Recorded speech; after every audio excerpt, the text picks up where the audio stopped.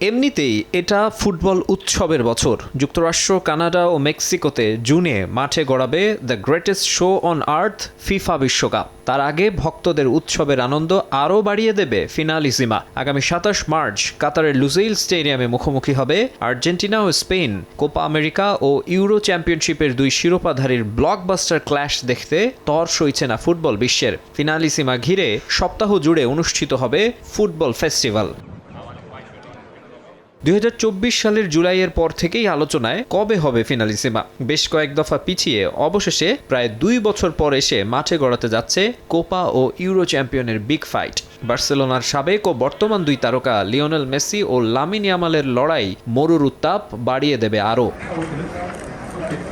২০২২ সালে যে ভেন্যুতে ইতিহাস রচনা করেছিল আলবিসেলেস্তেরা, সেই লুজেইলেই ম্যাচ হওয়ায় বাড়তি রোমাঞ্চ কাজ করছে আকাশী নীলদের মাঝে। ৩৬ বছরের অপেক্ষার অবসান ঘটিয়ে ওয়ার্ল্ড কাপ ট্রফি উঁচিয়ে ধরার সেই সুখস্মৃতি নিয়েই নামবে লিওনেল স্ক্যালোনির দল। ফিনালিসিমার পাশাপাশি ফেস্টিভ্যালের অংশ হবে আরও কয়েকটি ম্যাচ। আপনাকেই বলছি, ইন্স্যুরেন্স করলে সিটিতে সুরক্ষা পাবেন নিশ্চিত।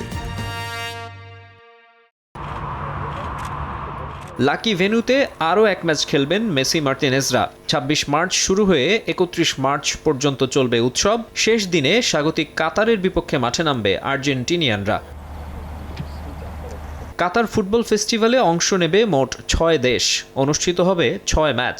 আর্জেন্টিনার পাশাপাশি স্পেনের আরেক প্রতিপক্ষ মিশর। এ ম্যাচটিও হবে লুসেইলে। ২৬ মার্চ সালার দল প্রথম ম্যাচ খেলবে সৌদি আরবের বিপক্ষে। এই ম্যাচটি হবে আহমাদ বিন আলী স্টেডিয়ামে। একই দিন জসিম বিন হামাদ স্টেডিয়ামে মুখোমুখি হবে কাতার ও সার্বিয়া। স্পেন মিশরের পাশাপাশি ৩০ মার্চ রয়েছে আরও এক ম্যাচ। জসিম বিন হামাদে লড়বে সার্বিয়া ও সৌদি আরব।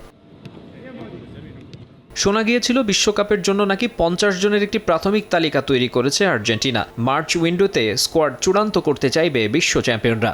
১ ও ১০ জুন যুক্তরাষ্ট্রের লাস ভেগাসে মেক্সিকো ও মায়ামিতে হন্ডুরাসের বিপক্ষে প্রীতি ম্যাচে নামতে পারে তারা। আর তা হলে মেগা ইভেন্টের আগে সেটাই হবে শেষ প্রস্তুতির সুযোগ। ১১ জুন পর্দা উঠবে বিশ্বকাপের। ১৬ জুন শুরু হবে আলবিসেলেস্তেদের শিরোপা ধরে রাখার মিশন। মাকসুম আলম খান, সময় সংবাদ।